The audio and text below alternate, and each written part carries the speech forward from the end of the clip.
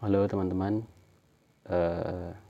semakin kesini saya semakin percaya karena beberapa kali menemukan bahwa cerita, cerpen, novel, atau sesuatu yang disampaikan dengan lisan, cerita yang disampaikan dengan lisan itu adalah media untuk menyampaikan sesuatu. Meskipun itu adalah karangan, yang disampaikan bukanlah suatu karangan atau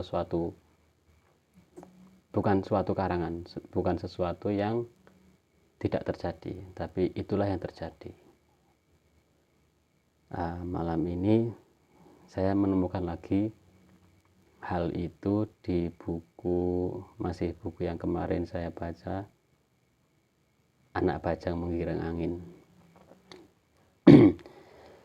Jadi ya seperti biasalah, setiap malam Menjaki sebelum tidur itu minta diceritakan, minta dibacakan cerita.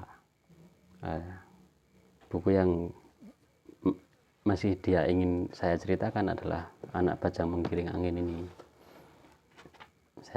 Kemarin kan saya menceritakan bagian tentang pesan Rama kepada Bharata.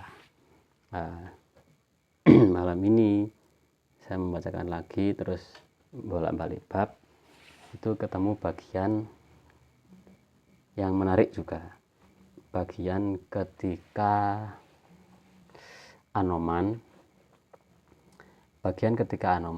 menerima tugas untuk mencari negeri Alengka dalam waktu 1 hari.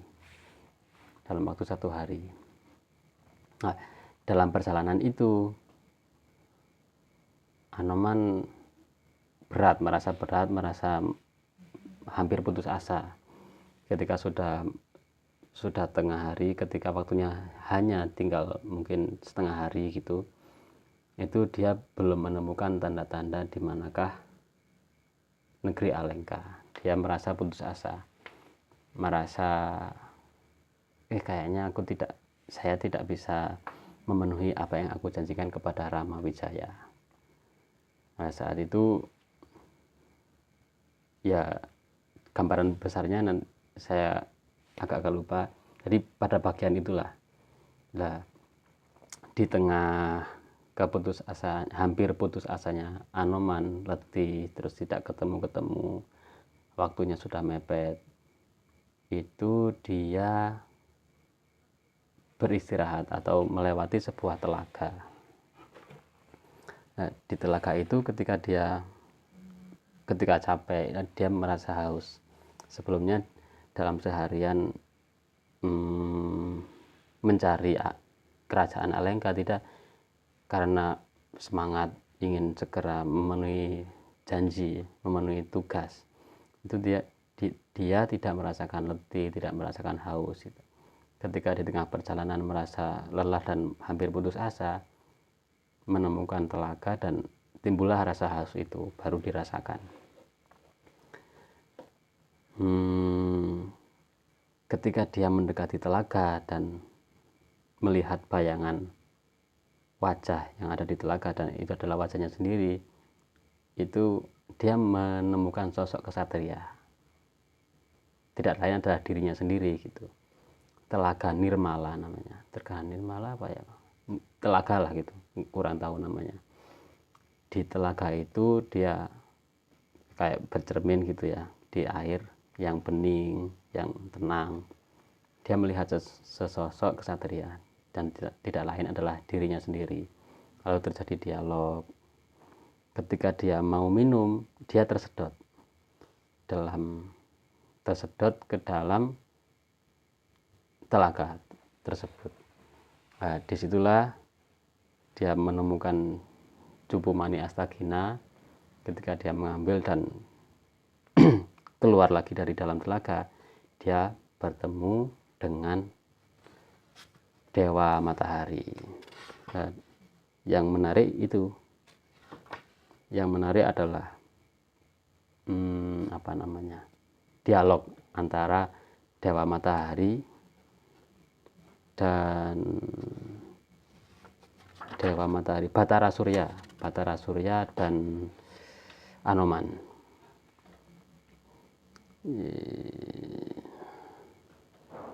Jadi ya, saya akan membacakan ceritanya aja. Jadi intinya begitu, terjadi dialog yang menarik. Ada dialognya seperti apa ya? Gini. Hamba mengira, Anoman di tengah-tengah dialog, salah satu potongan dialognya Anoman bilang begini.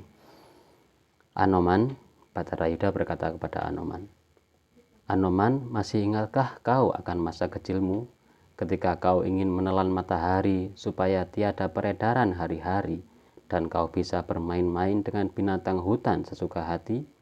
Apakah artinya semua peristiwa itu bila kini kau memikirkannya kembali?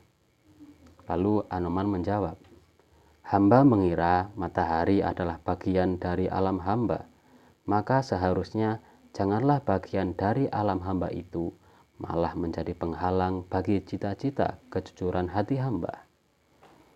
Anakku, kalau demikian, kenapa dalam hayal masa kanak-kanakmu pernah kau merasa bisa menelan matahari bagaikan buah delima?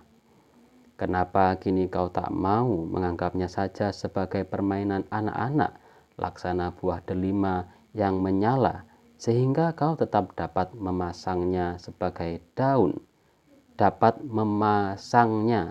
daun yang memberi terang ketika kau membutuhkannya?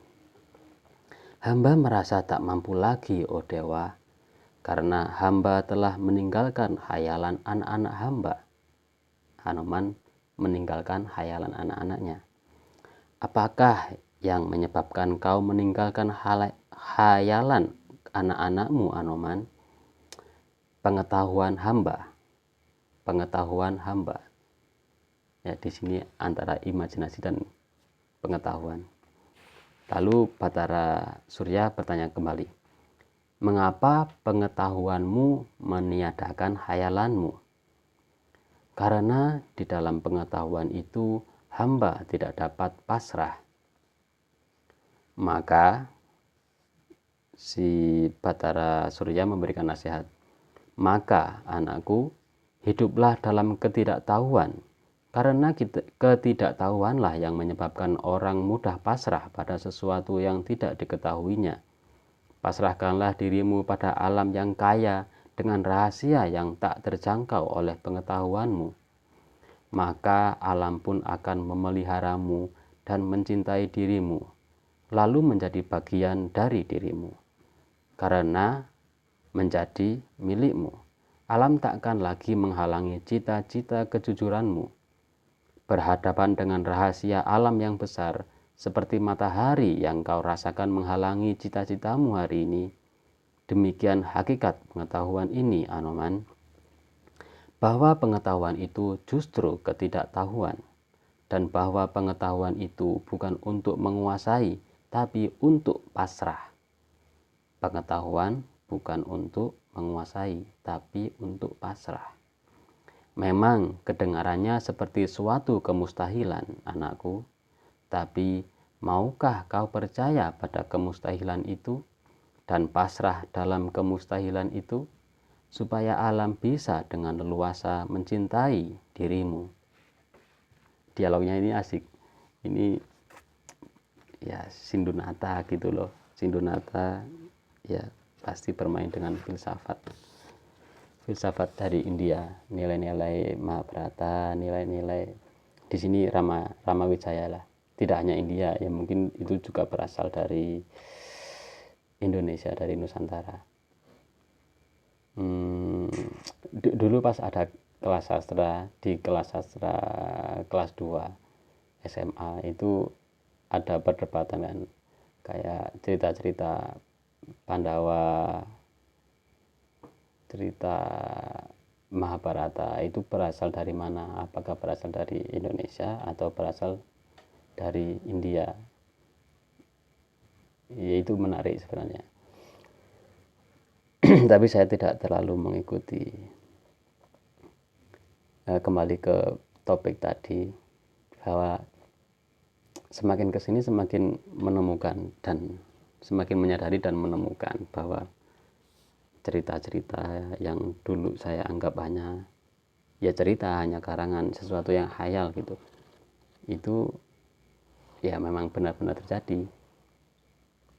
Khayalan atau bungkusnya adalah cerita yang berbentuk imajinasi, itu untuk memudahkan penyampaian sesuatu, penyampaian pesan atau penyampaian ilmu atau penyampaian nilai. Ya, membaca Anak Bajang ini benar-benar untuk saat ini ya beda, sangat beda dengan yang dulu. Sukalah momen-momen membaca ini. Jadi karena sudah tahu ceritanya ya tinggal loncat mau di bab mana. Setiap bab itu bagian, maksudnya bab atau bagian Rama berpesan kepada Bharata, ini bagian Anoman yang mengemban tugas menemukan atau mencari Alengka, kerajaan Alengka dalam 1 hari. Mungkin besok saya akan membaca bagian yang lain, bagian atau adegan yang lain. Seru, ada dialog, terus ada dialognya yang seru. Kalau awal-awal membaca kan alur ceritanya gimana, terus setelah tahu alur ceritanya mendalami dialognya, itu yang seru. Banyak nilai, banyak sesuatu yang disampaikan di dialog itu. Gitu teman-teman. Yuk banyak baca, ya belajarlah. Minatnya di mana, ya di minat itu yang kita baca. Misalkan suka otomotif, ya baca otomotif. Suka musik, baca musik. Suka apa, baca apa. Dari kesukaan, dari minat itu ya mungkin nanti akan tertarik untuk membaca lebih banyak, lebih luas gitu. Terima kasih. Wassalamualaikum warahmatullahi wabarakatuh.